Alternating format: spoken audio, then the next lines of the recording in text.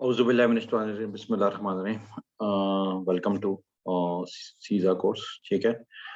Last हमारा एक discussion चला था लास्ट वीडियो के अंदर, और हम देख रहे थे कि रिस्क के बारे में, रिस्क असेसमेंट के बारे में, रिस्क के बारे में पूरा, और उसको रिव्यू कर रहे थे। और हम देख रहे थे कि रिस्क के स्टेप्स क्या क्या है और रिस्क के अंदर क्या क्या चीज़ें आपने परफॉर्म करनी है। ठीक है ना, ऑडिटर को क्या क्या देखना है। तो यहाँ पर हम रिस्क रिस्पॉन्स के बारे में हमने लास्ट मैंने आपको वहाँ ड्रॉप किया था वीडियो। और हम ये देख रहे थे कि रिस्क के अंदर जब, अगर आपको रिकॉल करवा देता हूँ दोबारा से, कि रिस्क के अंदर हमारा जो है, अच्छा जी, तो हम ये देख रहे थे रिस्क रिस्पॉन्स के अंदर जो है हमने क्या क्या एरिया कवर करना है, क्योंकि हमने लास्ट बात की थी रिस्क के अंदर जो टॉपिक्स थे। रिस्क के जब हम असेसमेंट कर रहे होते हैं तो हमने ये देखा देखा था कि रिस्क की आइडेंटिफिकेशन, जिस तरह थ्रेट, वल्नरेबिलिटीज और प्रोबेबिलिटी और इम्पैक्ट ना। और उसके बाद हमने ये देखा, अगर ये सारा कुछ हम कर लेते हैं तो पर रिस्क को मिटिगेट किस तरह करा जाए। तो रिस्क को मिटिगेट करने के लिए, रिस्क को रिस्पॉन्स करने के लिए आपके पास 4 तरीके होते हैं। ठीक है ना। रिस्क को मिटिगेट किस तरह किया जाता है, कम किस तरह किया जाता है, रिस्क ट्रीटमेंट के ये 4 तरीके हैं कि apply appropriate control to reduce the risk. ठीक है ना। कि आप उसको मिटिगेट कर सकते हैं, आप उसको कम कर सकते हैं एप्रोप्रिएट कंट्रोल्स लगा के उसको रिड्यूस कर सकते हैं, उसका रिस्क का इम्पैक्ट कम कर सकते हैं, ताकि वो एक्सेप्टेबल लेवल पर आ जाए। Risk acceptance हो knowingly or objectively not taking action, providing the risk clearly satisfy the organization policy and criteria for the risk acceptance। ठीक है ना। आपने उस जहाँ पर रिस्क है आपने उसको एक्सेप्ट कर लिया है, ठीक है, मैं इसका रिस्क आने दो, कोई मसला नहीं है। ठीक है ना। और उसका इम्पैक्ट भी आप बहुत दफा देख रहे होते हैं कि लो रिस्क वाले एरिया को आप एक्सेप्ट कर रहे होते हैं, आप उसके ऊपर इम्प्लीमेंटेशन नहीं कर रहे होते, कंट्रोल नहीं लगा रहे होते। ठीक है ना। इम्पैक्ट के अकॉर्डिंगली आपको पता चल गया, आपने इम्पैक्ट देखा कि इसका इम्पैक्ट इतना बड़ा नहीं है, लो इम्पैक्ट है, तो आपने बोला ठीक है, जाने दे, मैं इसके ऊपर, मैं ये रिस्क मेरे लिए एक्सेप्टेबल होगा। ठीक है ना। इतना चल जाएगा। लेट्स सपोज आप गाड़ी चला रहे होते हैं, ठीक है ना, और आपने रोड पे जब गाड़ी लेके आ रहे होते हैं तो आपको पता होता है कि आपके जो टायर्स जो है गाड़ी के, वो पंचर हो सकते हैं किसी टाइम में। ठीक है ना। तो उसके लिए आपने उसको मिटिगेट करने के लिए, या तो ये है कि आपने उसको उस रिस्क, ये रिस्क होता है ना एक इसका, और उसकी प्रोबेबिलिटी होती है महीने में 2 महीने में 1 बार हो जाए। ठीक है ना। प्रोबेबिलिटी हो सकती है, इसका इम्पैक्ट आ सकता है, लेकिन इसका इम्पैक्ट है ना इतना नहीं है। इम्पैक्ट क्या आएगा, आपके सरेराह चलते हुए कोई हो गया तो आपको होगा कि टाइम आपका वेस्ट होगा, निकाल के आपको गाड़ी का टायर चेंज करना पड़ेगा, स्टेपनी लगानी पड़ेगी, और ये आपको कोई 10-15 मिनट का इम्पैक्ट आ जाएगा एक काम का। एक इम्पैक्ट इसका ये बन सकता है कि है ना, शायद आपके पास स्टेपनी ना हो तो आपको बहुत ज़्यादा देर के लिए आउटेज हो, मतलब आपके पास गाड़ी रोड सड़क पर खड़े रह गए, आपने किसी को बुलाया और उसको टायर चेंज करने वाले को ढूँढा और करीबी तलाश किया, वो आया, अपना टायर चाहे, तो वो घंटे का, डेढ़ घंटे का, आपका 1 घंटे का पूरा इम्पैक्ट आ सकता है। तो नॉर्मली टाइम से ज़्यादा आपका इम्पैक्ट नहीं हो सकता है। ठीक है ना। तो लेकिन उसको मिटिगेट करने के लिए कि आपने टायर, अब आपने देख, नॉर्मली लोग उसको मिटिगेट इस तरह नहीं कर रहे कि अच्छे वाले टायर जितने भी लगा दे तो वो भी पंचर होता है, लेकिन उसके साथ साथ, लेकिन कोई कुछ लोग केमिकल लगा रहे होते हैं। ठीक है ना। केमिकल जो कि आपको किसी हद तक श्योरिटी एश्योरेंस दे रहा होता है कि आपका टायर पंचर नहीं होगा। और उसको मिटिगेट करने के लिए कुछ लोग है ना, ट्यूबलेस टायर भी लगा रहे होते हैं। अगर इन केस आपका पंचर भी हो जाता है, कोई मसला आ जाता है, तो टायर की कंडीशन इतनी होगी या आपको इतना ज़हनी सुकून होगा कि आप किसी भी नियरेस्ट पंचर वाली दुकान तक पहुँच सकते हैं। तो मिटिगेशन आप कर रहे होते हैं, आपने एप्रोप्रिएट ट्यूबलेस टायर लगाना, वो एक मिटिगेशन प्लान है। ठीक है ना। कि आपने एप्रोप्रिएट कंट्रोल अप्लाई किया कि रिड्यूस कर देंगे रिस्क को। ठीक है ना। रिस्क का इम्पैक्ट आप रिड्यूस कर रहे हैं, लेकिन वही उधर वहाँ पर जो है ना, रिस्क आप खत्म नहीं कर सकते। किसी भी टायर किसी टाइम आ सकता है, लेकिन उसका इम्पैक्ट को आप रिड्यूस करें, मिटिगेट करें। एक आपने बोला ठीक है, टायर लगा लूँ, मैं क्यों, उसका मेरे टायर की कॉस्ट जो बदलने की है वो इतनी ज़्यादा है कि मैं, ठीक है, 2 महीने में 1 बार होगा तो मैं 15 मिनट का डाउन टाइम बर्दाश्त कर लूँगा, कोई मसला नहीं है। नॉर्मली प्रोफेशनल्स शायद नहीं, स्टूडेंट्स अपनी बाइक्स वगैरह पर वो इतना अवॉइड कर लेते हैं, वो ट्यूबलेस टायर नहीं लगा होता है उनके लिए, तो वो उस रिस्क को एक्सेप्ट कर रहे होते हैं। ठीक है ना। ज़हन में किसी माइंड होने में होता है, अगर पंचर होगा तो होगा, वो मैं उतर के चला जाऊंगा, चला लूंगा बाइक को, और फिर उस वक्त देखी जाएगी, ठीक है ना। रिस्क अवॉइड होता है कि आप उस काम में जा ही नहीं जहाँ पर रिस्क होता है। आप घर से बाइक लेके निकले ही नहीं, आपने बाइक रखी ही नहीं कि ये रिस्क वाला काम है, इसके पंचर हो जाएंगे, तो मैं इस बाइक को जो है ना रखना ही नहीं चाहता, मैं ऐसे काम में पड़ना नहीं चाहता। मैं पब्लिक ट्रांसपोर्ट से चला जाऊंगा, मैं क्रीम मंगा लूंगा, मैं उस पर चले जाऊंगा, दूसरा कोई उबर मंगा लूंगा, ठीक है ना, कुछ भी कर लूंगा। मैं क्यों ऐसे इन चक्करों में, बाइक शाइक के चक्कर में, वो जहाँ पंचर का मसला हो, वो ऐसा काम ही नहीं करना जहाँ पर रिस्क हो, ठीक है ना। हाँ, आपने कहा रिस्क ट्रांसफर शेयरिंग होता है, ठीक है ना। आपने कहा कि यार मैंने एक ऐसी सर्विस ली हुई है अपने पास, मेरे शहर में एक ऐसी सर्विस मौजूद है जो कि मुझे किसी भी जगह पर मैं कोई भी मसला मेरी बाइक का, गाड़ी का होगा, मैंने उसको कॉल करना और वो बंदे पहुंच जाएंगे, चाहे वो पंचर का हो चाहे गाड़ी का हो। आपने एक सर्विस ले ली, ठीक है ना। वो आपने रिस्क को, अपने रिस्क को ट्रांसफर कर दिया, ठीक है ना। वो उनका उनका सर दर्द होगा कि वो आपको इंस्टेंटली, वो आपके साथ तय होगा कि 10 मिनट में उनके मुख्तलिफ पेट्रोल पंप पर उनके लोग बैठे होंगे, चाहे वो मैकेनिक हो, चाहे वो, आपने उनको बस कॉल करना है, लेकिन सालाना आपने एक फीस देनी है उनको। लेट्स सपोज आपने उनको कोई देने 5,000 रुपये महीने के या 3,000 रुपये देने, मैं इस सिलसिले में बात कर रहा हूँ बाइक वाले। तो वो उनकी अपनी तरफ से गए। नॉर्मली होता है कि आपने कोई अपना रिस्क, जो आपको ऑर्गेनाइजेशन लेवल पर अगर बात करें, तो अगर कोई उनका रिस्क होता है तो वो नॉर्मली इंश्योरेंस ले लेते हैं, और वो कोई वो उनको ट्रांसफर कर देता है कि वो, अगर कोई मेरा खतरा भी हुआ या कोई मुझे इम्पैक्ट भी आया फाइनेंशियली, तो मैं ये इंश्योरेंस का रिकवर कर लूंगा।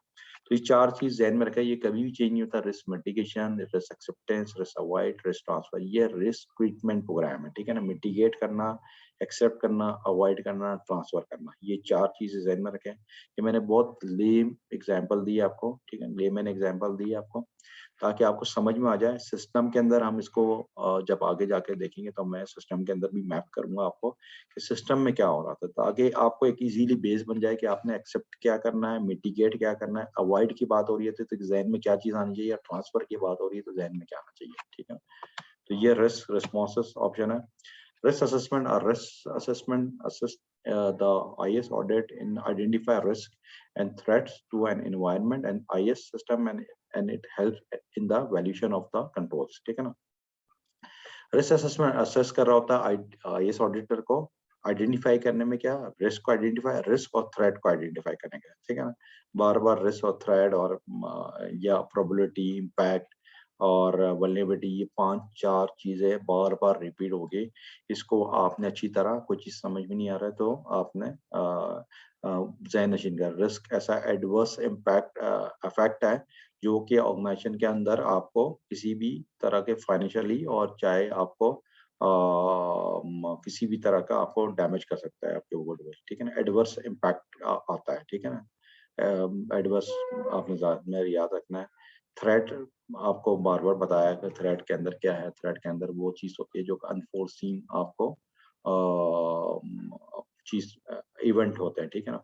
और टू एन ऐसे इवेंट्स, ऐसी चीजें जो कि आईटी इन्वायरमेंट और सिस्टम के अंदर पाई जाती है, ठीक है ना। आइडेंटिफाई करना होता है अपना रिस्क असेसमेंट में, अपना रिस्क और थ्रेट्स आइडेंटिफाई करना टू आईटी इन्वायरमेंट में, जहाँ आपको it helps in evaluation of control, कि आप पे जो आपके कंट्रोल्स लगे हुए हैं उसको वैल्यूएट कर सकें। Risk assessment should identify, quantify, and prioritize risk against criteria for the risk acceptance and objectives relevant to the organization. हमेशा risk की assessment होना चाहिए, should be identify and quantify and prioritize, ठीक है ना। मतलब आपके should identify होना चाहिए, risk में आपकी risk को identify होना चाहिए, risk assessment में बता रहा है, quantify होना चाहिए, ठीक है ना। और आपको prioritize होना चाहिए कि high, low, medium क्या चीज का है, ठीक है ना। और against the criteria for the acceptance risk, आपकी किस चीज से आप इन चीज को करेंगे, आपका एक्सेप्टेबल रिस्क क्या, ऑर्गेनाइजेशन का एक्सेप्टेबल रिस्क क्या है, उस कंपनी का, उस इंडिविजुअल का, उस डिपार्टमेंट का एक्सेप्टेंस रिस्क क्या है। एंड ऑब्जेक्टिव और रेलेवेंट ऑर्गेनाइजेशन, आपका ऑर्गेनाइजेशन के अंदर उसके ऑब्जेक्टिव से रेलेवेंट होता हो, मिलता हो, मैप करता हो। It support risk-based audit decision making by the considering variables such as technical complexity, level of control procedure, and procedures in place, level of financial losses, ठीक है ना। जो risk based audit decision making by the considering valuable, हमेशा risk based audit जहाँ कर रहा होता है, ठीक है ना। और रिस्क बेस्ड अब आपको समझोगे, आप जहाँ पहले रिस्क कर निकाल रहे होते हैं, उस ऑडिट से जाने पहले उसके रिस्क असेसमेंट कर रहे होते हैं, रिस्क एनालाइज कर रहे हैं, तो वो रिस्क बेस्ड ऑडिट कहलाता है, ठीक है ना। By making the considering valuables, ठीक है ना, आपने डिसीजन कहाँ पर आप देख रहे होते हैं, टेक्निकल कॉम्प्लेक्सिटी को देख रहे होते हैं, level of control procedures in place, कौन कौन से कंट्रोल्स के उसके क्या लेवल्स है, और उसके अंदर लेवल ऑफ फाइनेंशियल इम्पैक्ट कितना, लॉसेस क्या है। ऑर्गेनाइजेशन के अंदर हमेशा आपने इन चीजों को देखना होता है कि आपका रिस्क बेस्ड ऑडिट जब कर रहे होता है, तो इसके अंदर जो डिसीजन आप ले रहे होते हैं वो आपके तीन चीजों पर होता है, technical complexity, level of controls की बात की, कंट्रोल्स वो चीज होती है जहां पर आपने किसी भी चीज को मॉनिटर करना होता है या उसको देखना होता है इफेक्टिवनेस वगैरह उसके, और procedures, control procedure in place होने चाहिए है, लेवल ऑफ कंट्रोल प्रोसीजर वो देखना है आपने, और लेवल ऑफ फाइनेंशियल लॉसेस देखना है, ठीक है ना। रिस्क असेसमेंट प्रोसेस हमने पहले डिस्कस किया था, दोबारा से यहाँ देख लेते हैं। Using the risk assessment to determine areas to be audited enable management to effectively allocate limited audit resources, ठीक है ना।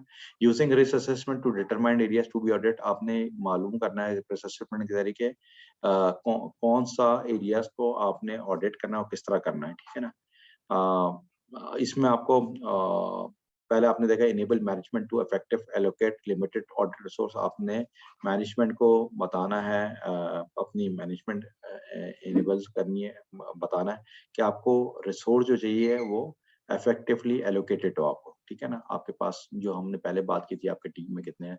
Ensure that the relevant information has been obtain from all levels, तमाम जगहों से आपको वो इंफॉर्मेशन मिले, कोई जो इंफॉर्मेशन आप चाहते हैं ऑडिट के लिए, रिस्क के लिए, वो आपको इंफॉर्मेशन तमाम। Establish a basis for the effectively managing in the audit department, ठीक है ना। आपने इसको वो करना है, इफेक्टिवली मैनेज करना है ऑडिट डिपार्टमेंट के साथ, ठीक है ना। Provide a summary of how the individual audit subject is related to the overall organisation as well to the business plan, ठीक है ना। आपने इसको, फिर वही बात है कि आपने इसको अलाइन करना है, मैनेज करना है, क्या है ना, ओवरऑल ऑर्गेनाइजेशन के जो गोल्स है, बिजनेस प्लान है, उसमें आपका इंडिविजुअल जो ऑडिट होगा वो किस तरह इफेक्टिव होगा, किस तरह उसकी अलाइनमेंट होगी, ठीक है ना। अगर आपने यहाँ पर राइट साइड पर जो प्लान है, मैप है, उसमें आप देखिए प्रिपेयर फॉर असेसमेंट, कंडक्ट, आपने असेसमेंट करना है, ठीक है ना। Identify threat and source of threat and events, कि आपने क्या क्या थ्रेट कहाँ से आ सकता है, किस तरह हो सकता है, किस तरह इवेंट। आइडेंटिफाई वल्नरेबिलिटी, ये हमने देखा है कि आपने वीकनेस किस तरह है, प्री डिस्पोजिंग कंडीशंस देखनी है आपने, ठीक है ना। फिर आपने डिटरमाइन करना है लाइकलीहुड प्रोबेबिलिटी की जो बात है, अकरेंस कितनी दफा होनी है, ठीक है ना। थ्रेट, वल्नरेबिलिटीज, लाइकलीहुड या प्रोबेबिलिटी, इसके बाद देखना है। फिर आपने determine magnitude of impact, impact आपने देखा है। तो आपको ये चार चीजें जो आपको बार बार बता रहा हूँ, threat, vulnerabilities, probability slash likelihood, मतलब कितनी दफा उसकी अकरेंस होती है, और उसका इम्पैक्ट क्या आना है। फिर डिटरमाइन रिस्क, ये तमाम चीज को जब आप निकालेंगे तो आपके सामने रिस्क आ जाएगा उसका ऊपर, ठीक है ना। और उसके अंदर आपके पास दो चीजें हो गए, कम्युनिकेट रिजल्ट्स आने चाहिए, ठीक है ना, और आपके पास मेंटेन असेसमेंट होने चाहिए, ठीक है ना। तो ये तमाम चीजें पूरा रिस्क का एक प्रोसेस है, इसको ज़हन नशीन कर लें।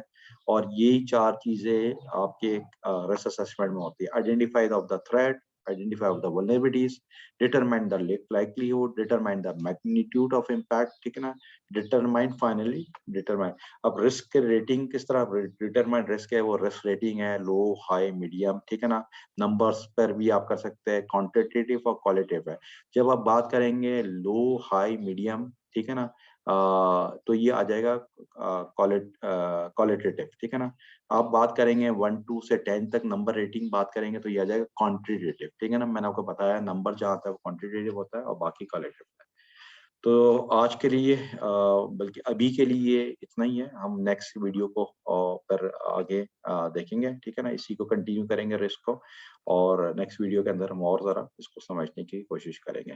Thank you very much to stay with this risk assessment programme, ठीक है ना, और इंशाल्लाह इसको आगे लेके चलेंगे।